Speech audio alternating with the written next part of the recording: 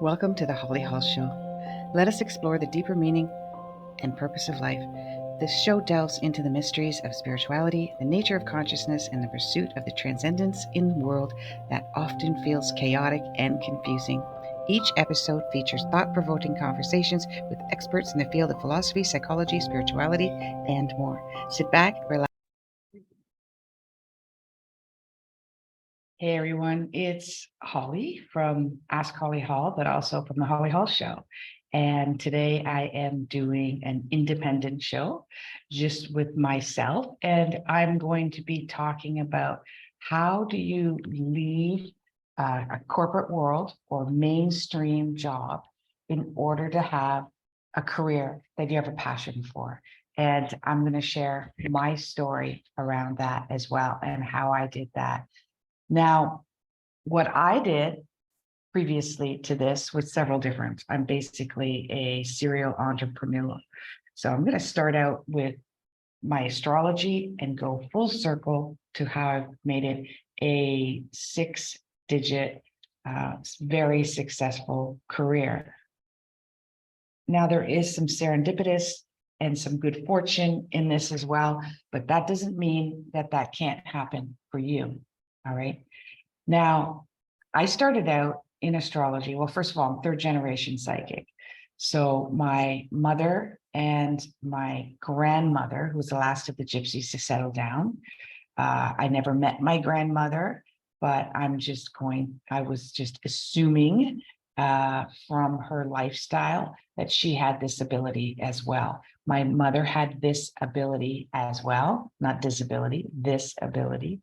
But she did more tarot card readings and tea leaf readings and was very much a 60s flower child. Both my parents were. Now, with that being said, I grew up just wanting to have friends and dealing with my parents' divorce when I was 13 and managing that as a teenager.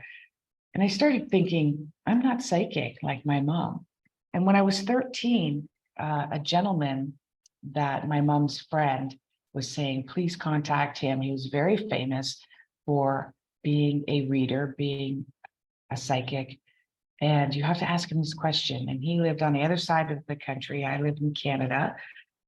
And so he gets on the phone. Reluctantly, my mom called him. And he says, you have a 13-year-old girl in the house. Put her on the phone. That was me. So he said, this woman is going to ask you a question and you just tell her the first thing that pops in your head. And it was such a simple question that a boyfriend that she was going out with cheated on her. And if she should stay with him. And I went like, no. So I just thought, that's just common sense. I'm not psychic. Right. So that just propelled me into my future young adulthood that I wasn't psychic because I didn't think that was psychic. Psychic to me was like literally hearing words, voices, seeing things, seeing people passed on physically, not just a sense, not just a knowing, an actual visual. But I have a very scientific mind. So I was sharing this angst when I was about 21, 22 with a coworker. And this coworker said, you might be interested in astrology. And I'm like, huh? Like horoscopes, like the sun sign? No. And he goes, next day he brings a book, 101. The Only Way to Learn Astrology by Marianne Marsh and something MacGyver. I never remembered her first name. You can look it up on Amazon. So I would read it because I have a scientific mind. I thought I'm going to read this just to show him that it's not for me. I could not put the book down. And this was, I'm going to date myself. This was before computers were big, like common household item. And before I even knew there was astrology program. So the astrology book teaches you, first few pages, how to do a mathematical equation. Seriously, mathematical equation, 2.5-page long division to figure out what your astrological sign is. And if it's slightly off, then you're slightly off. You'll be slightly off with your astrological too. So anyways, I drew up my chart that way. and it was accurate, Western astrology, and it was accurate according to Kepler's, who was in the 1800s, developed this mathematical equation for astronomers, really, to know where the skies are, the stars are, and the planets are, and the constellations in the sky. And I couldn't put the book down. I read the second book and I read the third book. So then I just started kind of practicing with people who were interested, but I mostly used it for myself and started journaling. Then my dreams were very prominent. And I thought maybe there's something odd about that. I started realizing that my friends weren't having as much dreams as I was. So I started studying dreams excessively. I've still got 3 or 4 detailed dream journals that, so now I don't have to do that. I can just figure them all out in my head. But I did that. So, but I was a hairdresser. My parents were hairdressers. I was a hairdresser. And by the time I was 28, I did not like working for other people. I had a few bad experiences. So I went to work for another company and a friend. And then my clients were like, would you come to my house? And I was like, okay. So that started that first entrepreneurial business where I would go to people's homes and do their hair. I did that right up until I had my first marriage and my second marriage and my first child and that second marriage. And then when I had my first child, I thought I need to make more of a sustainable living. I started working for Canada Post. Shortly after being hired by them and starting my training, my husband of 6 weeks with a 10-month-old child left. And so I started working for Canada Post. In the meantime, that didn't quite work out because I'm just a feisty person and I fought some things within their system. They didn't like that. They tried to fire me. That didn't work out because a union stepped in, and that continued to be a 17-month battle while I went to school, thinking I was going to be an electrician. So I had to take grade 13 math, tech math on the side. And I started working on the side with a contractor in the Canada Post business. And then I did actually pass to be an apprentice, but then I started working for the school board because one of my clients, my hairdressing clients, said, I heard this, what's your dream job? And I said, it would have been a teacher. And she goes, well, I heard that they want to hire teachers, emergency supply teachers, because they're so short. This was just outside of Toronto, Canada. So I went to the school board. They looked at me like I had 2 heads. She said, why don't you just go to the vice principals of the schools? I went to 2. The second one hired me. Sometimes I wish I stayed with that job, but they kept me in the system. And I worked every day and I loved it. And I started going to university to get my psychology. And I took psychology and philosophy. Unfortunately, the system wasn't that great with single moms back then. And I didn't really have the money to continue university. Ended up going back to Canada Post. Hated it. Moved about an hour away and started working part-time while I was doing Canada Post part-time online with a very famous astrologer, author of Hay House. And he had a system, 12 house, and he had psychics and astrologers, etc. He was an astrologer as well. I think I was the only other astrologer on the system. And I would take phone calls and I would do readings for people, and I made really good money doing that. But he was also unfair. I'm really big about fairness. And he was unfair in certain situations. And I kind of called him out on it. And I made a few mistakes too, I admit. And I got let go of there. And he started an online radio station. I was going to be a host. And I actually had 2. I still did. I'm going to put that one up soon. I interviewed Michael Neal, which is very famous in neurolinguistic programming, NLP Hay House author, Helen Fisher, which is a very famous neurologist. You can look that up. And then I thought, you know what? I'm just going to start my own radio station, online radio station. And I did. And I had 40 hosts and I had a programmer, hired a programmer. I got picked up by an investor who spent a ton of money on that. But I should have known because Neptune was going over heavy on my chart negatively. And I tried to dismiss it for, oh, it's just the problems I'm having in my marriage, but which was resolved through that. I decided that I need to learn what unconditional love is, non-attachment, unconditional love, Buddhist type. That's when I got very serious about Buddhism. Not as serious as I would like to be, but it's definitely a practice of mine. And so I did that for 7 or 8 years, I believe. I got let go from Canada Post eventually because they were harassing me, seriously, me and a bunch of other people. We took them to court and I didn't get much money from that. So I started with this online. I had 40 hosts, as I said, and this is where I met Dr. Shefali.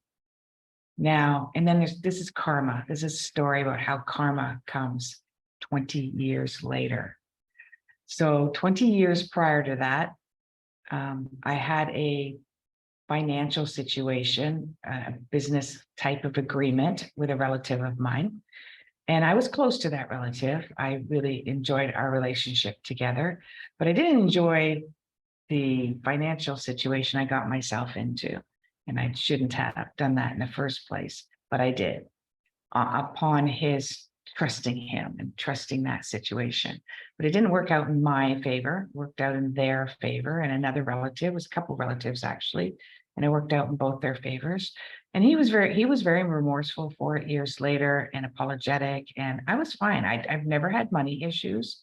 I've never had, it didn't bother me. I know it bothered my mom a lot. She was very upset that this had happened. I had to borrow money to get myself out of a situation there. And so what happened was he was the one who advised me to contact Dr. Shefali because I interviewed her. Then she became famous. I predicted her fame on Oprah because her book wasn't famous. And my interview was also on Holly Hall Show, the Holly Hall Show on YouTube, Apple, everywhere else. You can listen to that audio version. And so a couple of years later, I kind of hounded her once every 6 months. Would you like another reading? Would you like another reading? And she finally said yes. And my uncle was like, you should ask her to endorse you. And I'm like, yeah, I can't do that. He was like, why not? And I was like, yeah, why not? So I texted her or emailed her. I can't remember how. She gave me her phone number, said, call me. She endorsed me. And I was like, literally my email was crashing because I couldn't keep up. I was driving to the States for Easter. It was a 17-hour drive. My husband was driving. And in the back of the car, I was relaxed. You know, my daughter was in the front seat and I was building a website. What had happened was through all of this radio stuff, I learned a lot of technology. I learned about emailing and email building and website building and all types of stuff. So I built myself a website. I was building myself contact pages. I was answering emails. I realized I couldn't keep up answering the emails and booking. So I had to build a booking system. And I did all this on a 17-hour drive to Omaha, Nebraska. And the rest is history. That was 5 years ago. And the other thing about manifesting, and I've learned this is my money story, is that if I want something, I just need to get it and do it, and the money comes, or the money gets replaced. Or if I feel like I wasted money, somehow that gets replaced. That's how I look at it. That's neurolinguistic programming. You see, you could look at it, well, I would have had more money if I didn't lose this money, plus I'd have that money. And to me, the law of attraction doesn't work that way. The only reason I had the extra money was because I lost that money, but I learned a lesson from it. So more money came my way. It wasn't a double up of money or extra money that I could have had. The other thing was, to me, karma got repaid. My uncle still says, oh, I repay you. I have to owe you money. I'm like, no, you paid me 20, 100,000 fold because I am doing really well now in my business. And it's because you gave me advice and I took the advice. So that's my story. And it was a lot of things I did was very risky, and it was following my passion. And I am self-marketed now and self-managed now. And I'm getting to the point where I know I can hire people to help me continue with my content, media content, which is new and I enjoy doing it. And I love putting out media content, specifically on my TikTok. If you guys are brave to see my sort of eccentric side of me, you will find that in my honesty and truthful side of me. You're going to find that on my TikTok channel. And literally everything. You can find me everywhere at Ask Holly Hall, except for this show, which is the Holly Hall Show. But I also have another YouTube channel, Ask Holly Hall, my Facebook, my Instagram. I'm really not that active on there as much as I would like to be. My TikTok, which I'm very active on, is all at Ask Holly Hall. Same with my LinkedIn. I'm not active on that one either. I should be. So with that being said, being a full-time, very busy 6-digit astrologer is unheard of. I mean, if you want to get unconventional, I don't think you can get more unconventional than that. And what I do is, one of my passions is to help my clients to do exactly that, is to find out, discover what their passions are and how can they incorporate that to have a fulfilling life and to be a contribution to society as they had signed up for before they were born. That's how I feel around that. Now, I've got some questions here that I'm going to share with you the answers to that a lot of people have asked me. Now, because I connect to source while I'm talking to clients, I connect to source. And it doesn't really happen. It's not a party trick. So if you meet me at a bar, at a party, or at a restaurant, I can't just pop it out of my head something and say it to you. Sometimes it does happen, but most of the time it's through a deep conversation I'll have with a client, or when I'm doing 10 or 15-minute readings or 30-minute readings, which I pre-record, and then I send them through the email at askhollyhall.com. It will come to me while I'm sort of in a zone and I'm reading a chart. My clairvoyancy, people have asked me, how do you know that? How would you know that I had not only a difficulty with my parent, which I see astrologically, but I know most of the time I know the entire story of exactly how they were, how they acted, what they did, why they did it. And it's not like you're feeding me, but when a client says, when I say your mother was very verbally abusive, but she had some mental health issues as well, and that client goes, I thought that as I grew older, that my mother had some mental health issues, and that might have been out of her control because she was very moody. One day she'd be this mood, next day she'd be that mood. And as they're talking, I'll get something like bipolar personality disorder, depression. Oh, her mother was on a medication when she was born. And that's how I literally did that with a client. I said, your mother's mother had a medication as that child was pregnant. Your mother was in your grandmother's belly, and that created something in your mother. And then she was like, oh yeah, my grandmother had depression and they gave her like Valium or something. And then she was depressed when my mother was a baby. And yeah, so these are the stories. This is where my clairvoyance comes from. So that's the answer there. The other question I get is remote viewing. What is that? And so I'm not a professional remote viewer. I can't be asked, where's the dead body, and tell you where it is, or I lost my keys to my car. Where is that? I've been able to, but it's not the norm for me. But where my remote viewing comes into play is when a client is telling me that maybe they have an aspiration for a book endorsement. I've had that with a client, and I knew exactly who they had to contact. I have another client who works in the authoring book industry. He's not an author himself, but he worked in that industry and wanted to expand. And I said, there's a woman that works at this, because he worked with several companies, works at this company. This is what she looks like. This is what her hair color is. And this is your relationship with her. Do you need to reach out to her? And he did. And it was a huge success, huge success. So this is how remote viewing works for me. Or I'll say something like, I'll use a metaphor, an example, like, oh, like it's like if you and your husband plan a vacation to Bahamas, this is how you should do it because your personalities are different. And she was like, we literally booked a trip to Bahamas. And like last month, I was like, okay. So that's remote viewing. I'm seeing something that has happened or just recently happened.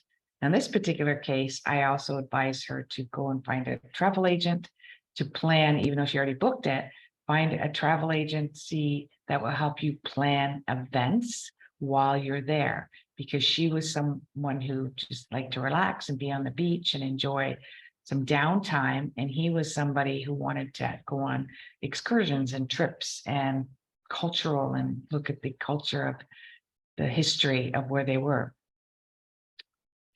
They had made that vacation this will make or break our relationship. We will decide what we're going to do after this vacation, because they were struggling.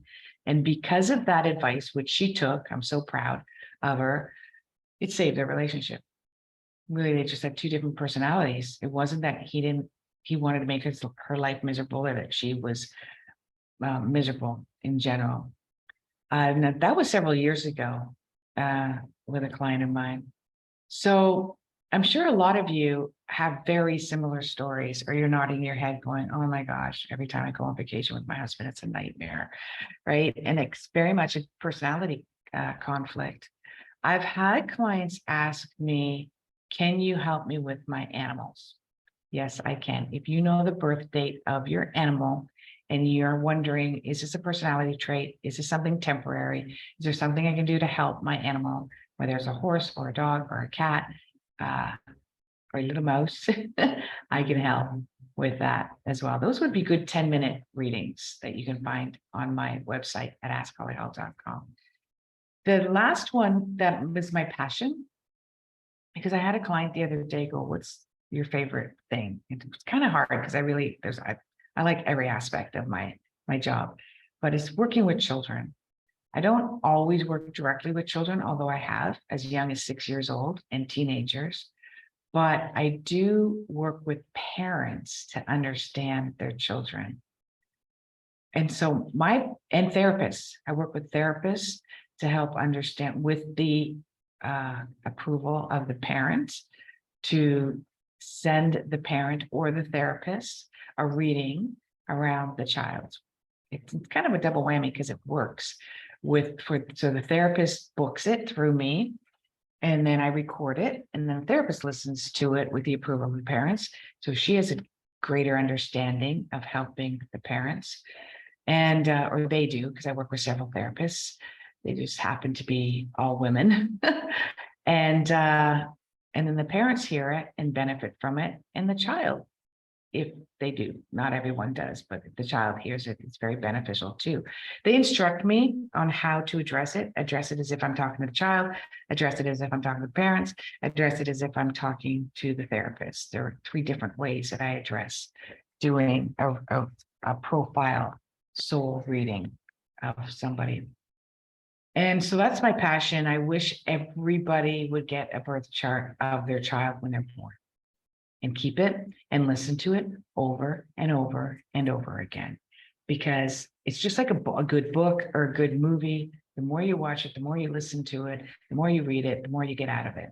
Every single time you get more and more. It's like, it's transcendent, really. It's almost holographic, my readings and listening to them. And it also helps you manifest.